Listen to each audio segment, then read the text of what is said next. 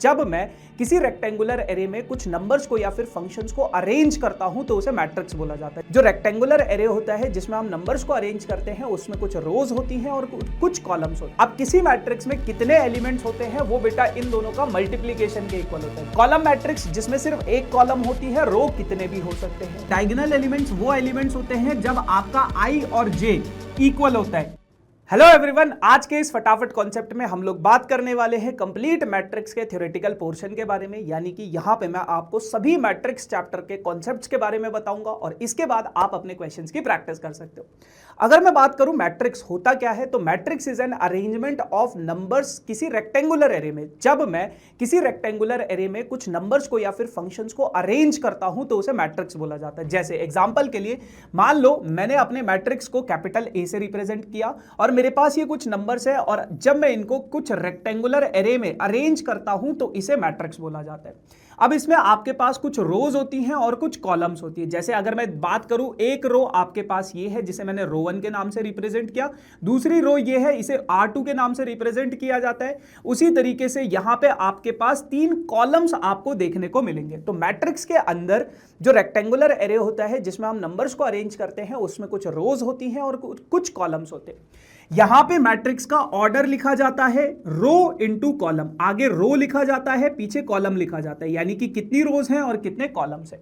उसे order of matrix बोला जाता है। अब किसी मैट्रिक्स में कितने एलिमेंट्स होते हैं वो बेटा इन दोनों का मल्टीप्लीकेशन के इक्वल होता है। जैसे इसमें कितने एलिमेंट्स होंगे वो हो जाएगा 2 × 3 यानी कि 6 के इक्वल।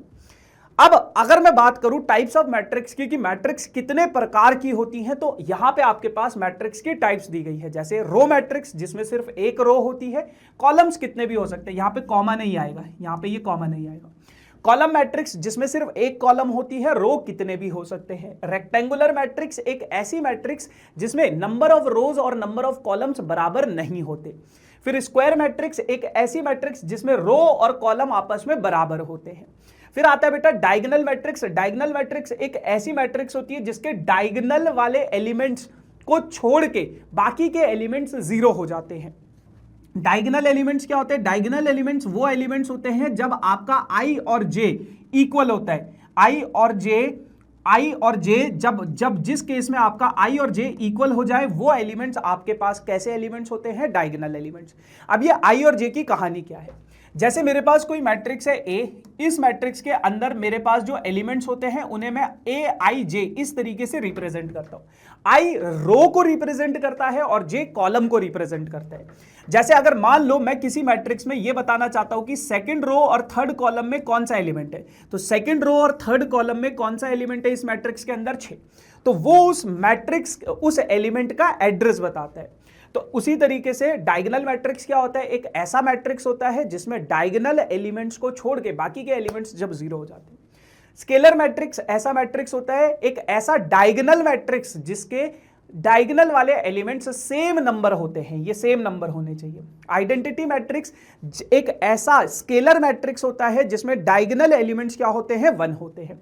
जीरो मैट्रिक्स जिसके सभी एलिमेंट्स क्या हो जाते हैं? 0 हो जाते हैं। ये आपके पास टाइप्स ऑफ मैट्रिक्स की कहानी थी।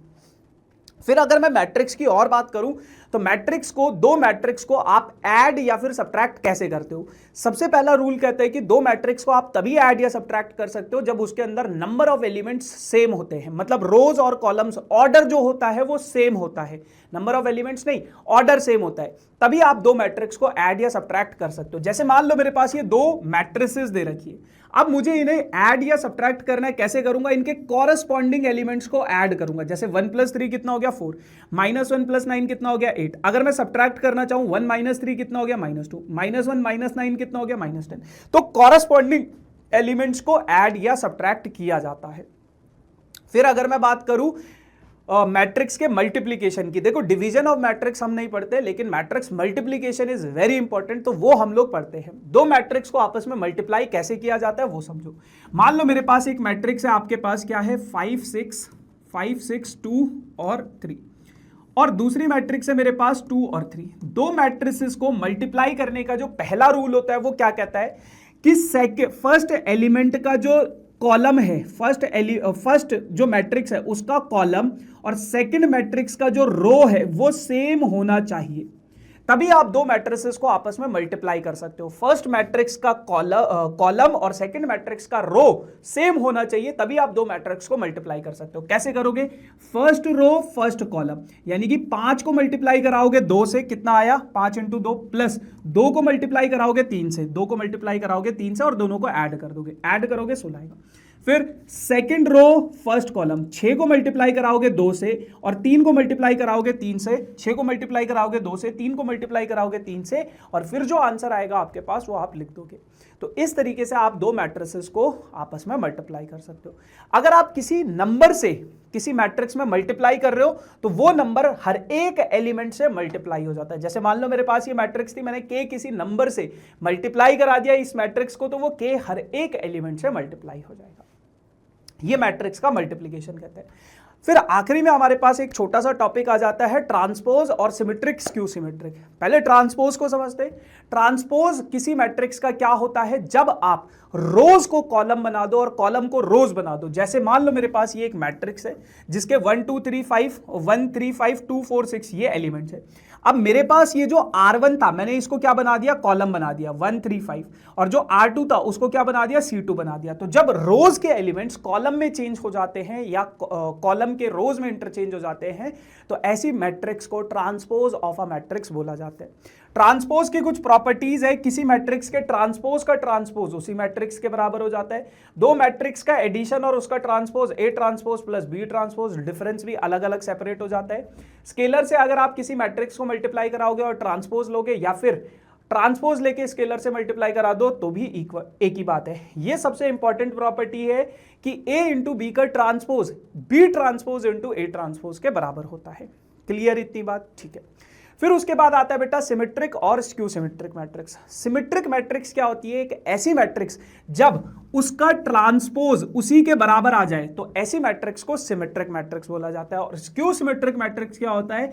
किसी मैट्रिक्स का ट्रांसपोज जब उसके नेगेटिव के इक्वल आ जाए तो उसे स्क्यू सिमेट्रिक मैट्रिक्स बोला जाता है। स्क्यू सिमेट्रिक मैट्रिक्स के जो डायगोनल एलिमेंट्स होते हैं वो हमेशा 0 होते हैं, ये ध्यान रखना।